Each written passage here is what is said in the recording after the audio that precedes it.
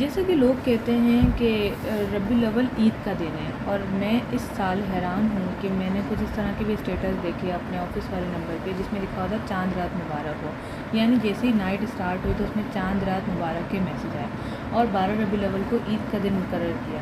تو میں آپ سے یہ سوال کرنا چاہوں گی کہ عید کا لفظ کہاں سے نکلا، میلاد کا لفظ کہاں سے نکلا، مجھے اس کی ڈیٹیلس بتائیں۔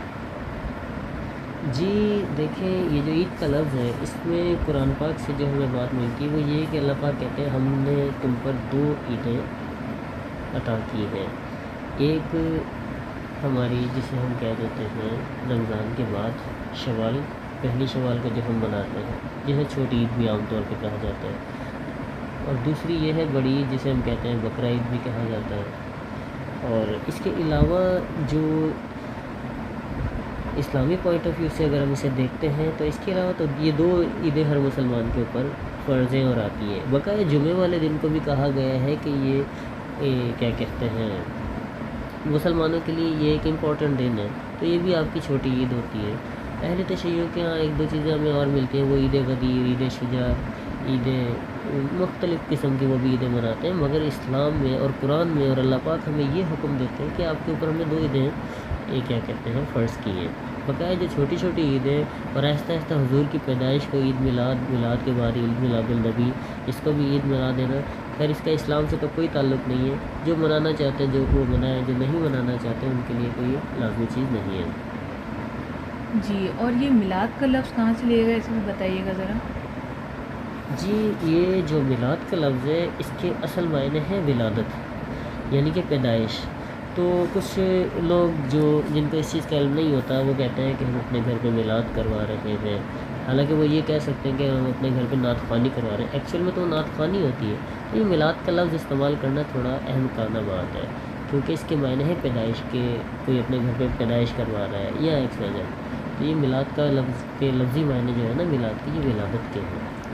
لوگ کہتے ہیں کہ میلاد کا مطلب ہے ایک جگہ جمع ہونا اور ملنا، یعنی کہ لفظ کا مطلب بالکل غلط ہے اور لوگ اس کو غلط سمجھ رہے ہیں۔ نہیں، لوگوں کا ایک جگہ جمع ہونا اور ملنا اسلام کی نسبت سے اسے اجتماع کہا جاتا ہے، اسے میلاد نہیں کہا جاتا۔ اور جو یہ میلاد کا نام جسے دیا ہوا ہے، اصل میں اس کا نام قرآن خوانی ہونا چاہیے اگر وہ قرآن پاک پڑھتے ہیں۔ اگر نعت خوانی ہوتی ہے، نعتیں وغیرہ پڑھتے ہیں تو اسے نعت خوانی کہہ سکتے ہیں۔ یہ میلاد کروانا یہ تھوڑا اورینٹل ٹائپ کا لفظ ہے۔ جی، تو آج ہمیں بہت سارے معلومات ملی اور یہ بھی پتہ چل گیا کہ یہ میلاد کا جو لفظ ہے وہ ملنے کا نہیں ہے، کیونکہ دیکھیں اگر یہ میم سے میلاد آ رہا ہے تو میم سے ملنا آ رہا ہے، تو اس کا مطلب یہ نہیں ہے۔ میلاد کا مطلب بھی ہم نے سمجھ لیا۔ تو برائے کرم اگر آپ اپنے گھر میں نعت خوانی کروا رہے ہیں تو اس میں میلاد کا لفظ نہ ایڈ کریں، آپ نعت خوانی کریں۔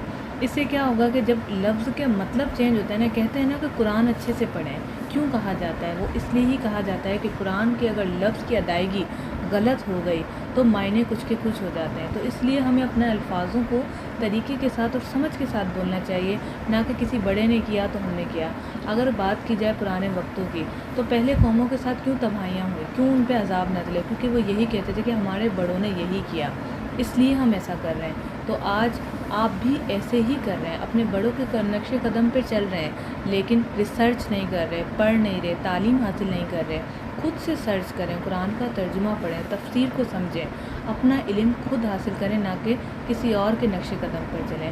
اللہ تعالیٰ سے دعا کرتے ہیں کہ جن خرافات میں ہم لوگ پڑھ چکے ہیں، عید میلاد النبی، جشن آزادی، جو بھی ہم نے ان کے نام رکھے ہوئے ہیں، ان سے اللہ تعالیٰ ہمیں محفوظ رکھے اور ہمیں خرافات سے بچائے، گناہوں سے دور رکھے اور ہمیں صحیح تعلیم اور دین کی سمجھ عطا فرمائے۔ آمین ثم آمین۔ السلام علیکم ورحمۃ اللہ۔